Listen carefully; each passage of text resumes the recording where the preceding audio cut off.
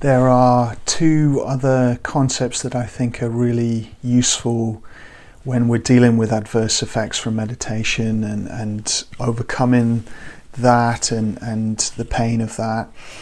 The first one is grieving the loss, is actually allowing grief for the loss of something that was such an important part of our lives.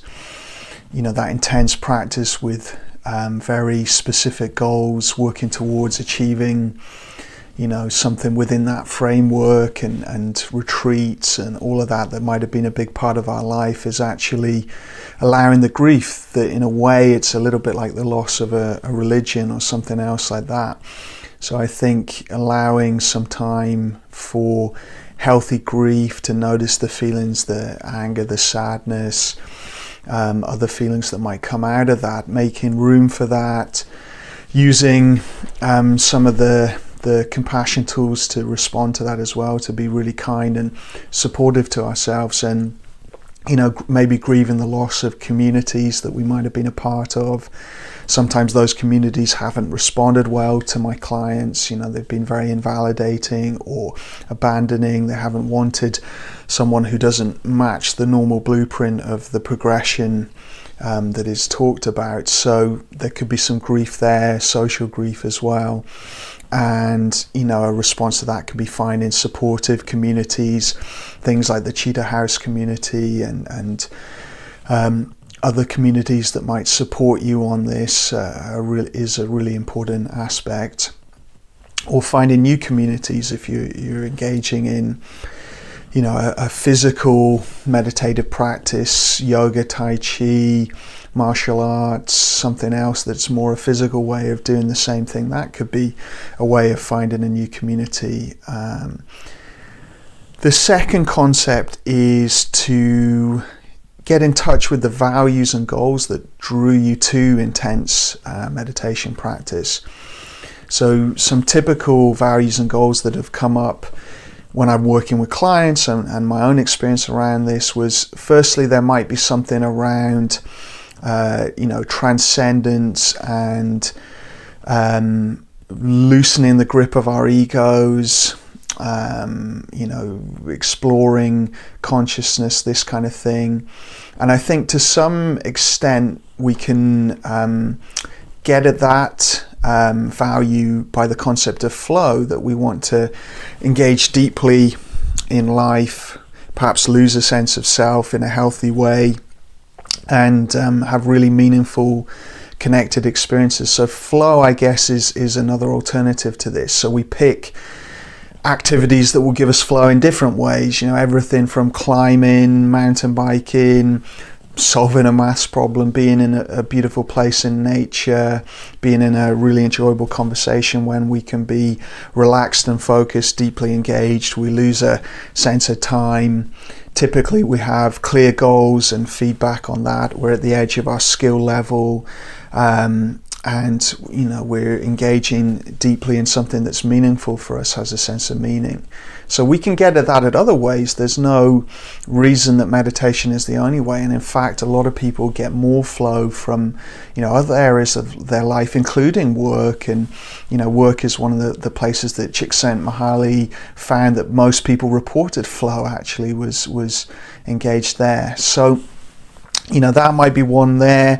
Focus is a common one. People want more attention and focus. Well, actually, mindfulness is not, and meditation is not the only way to train focus.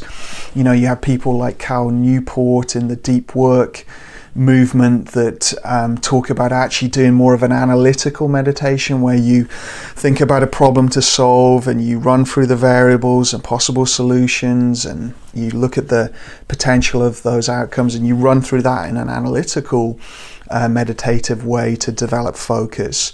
Or, you know, the Stoics had various analytical meditations, and other people had. So you can develop focused attention with very much concepts and ideas, you know, reading, work, just applying the same mindfulness principles when your attention wanders away, just noticing and coming back, but doing it with something intellectual or, you know, something enjoyable, a creative practice, a movement-based practice, something else to develop those focus skills that is less exploring and deconstructing the sense of self, which isn't always helpful to everyone. Calm is another value. Calm is also a feeling, but we can act calm. We can do behaviors that point us towards calm. So in a way, it's a value as well. And lots of ways to get calm. So we can do exercise. We can spend time in nature. We can do physical practices like just basic stretching or yoga. We can read and have active rest rather than TV-based rest. We can do kind of active rest where we do engage our mind, but it's something calming and restful. So there are other ways to get it calm, and actually, to be honest, for a lot of people, these are more calming than meditation anyway. Compassion, people want to develop more kindness and compassion. Well, meditation is not the only way to do it. It's actually more important to be action orientated with compassion and kindness. Many of the kindest people and compassionate people I've met have never meditated in their life and are doing wonderful things in the world and living that value in different ways. And actually just bringing that intention to meeting people, bringing that value into life. With all these things, you can do short practices. So Barbara Fredrickson talks about a number of short practices in her book Love 2.0. So you don't have to do a long extended practice. You can do short loving kindness reflections and different practices to do that. And that's true of all these principles, really. It doesn't have to be a long, extended sit-in practice or retreat-based. It can be very much short practices, learning these attentional skills, much like movement, getting up and moving throughout the day rather than doing extended exercise 5 times a week. That regular movement is probably better for us. Then we've got, often people are drawn because of exploration and kind of understanding consciousness and this world. Well, there's nothing wrong with some engagement in that topic, and you could read into that and study where the science is. I think if we've had adverse effects, we probably don't want to spend all our time on that topic. Just as we don't want to spend all our time on philosophy or psychology or meditative books. Often the clients I've worked with have done a lot of reading and a lot of engagement in material that is very sort of promoting a view of the self being a bad thing and deconstructing that. And sometimes that kind of, as a hypnosis, gets into people's minds and adds to this. So we could engage with these topics in short, focused ways, but a lot of top consciousness researchers are not reading hours and hours of this stuff a day, every day. They do their work and then they have other things. They have music, they have art, they have other things in their life. So having a bit of balance in that exploration and understanding.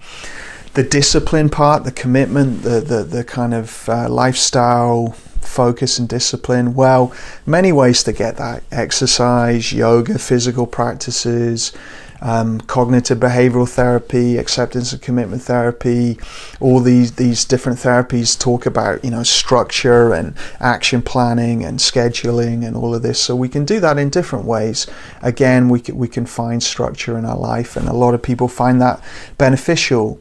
Finally, alleviation of suffering, which is not really, a value, and in ACT we would call that a dead person's goal, because you never want to set a goal that a dead person can do better than you, i.e. alleviate suffering.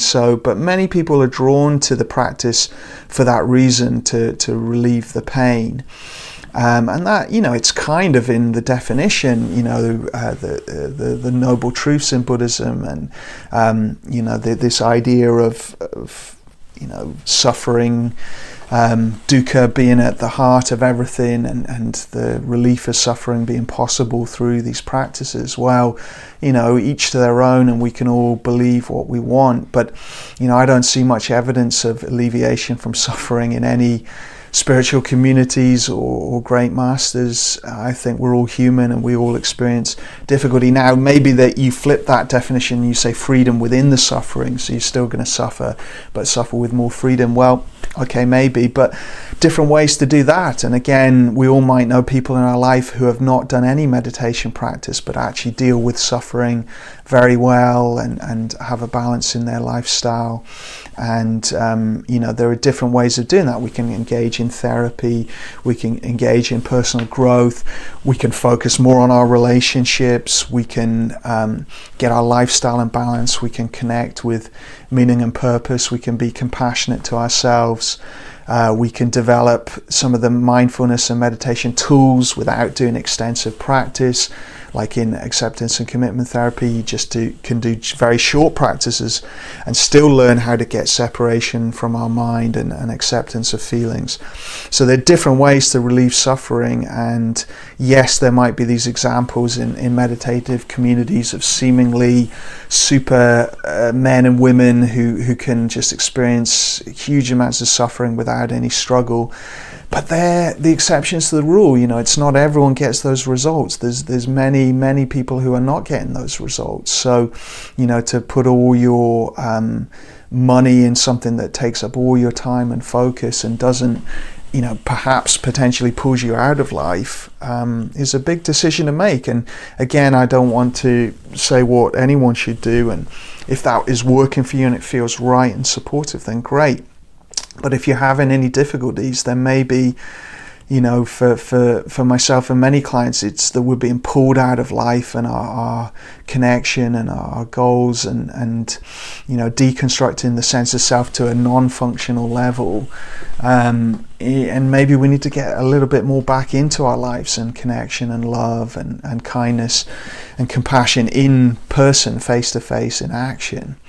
So, just a few thoughts there. Really around grieving the loss and then reconnecting with the values that underpin the practice and trying to find actions that and goals that live those in a different way.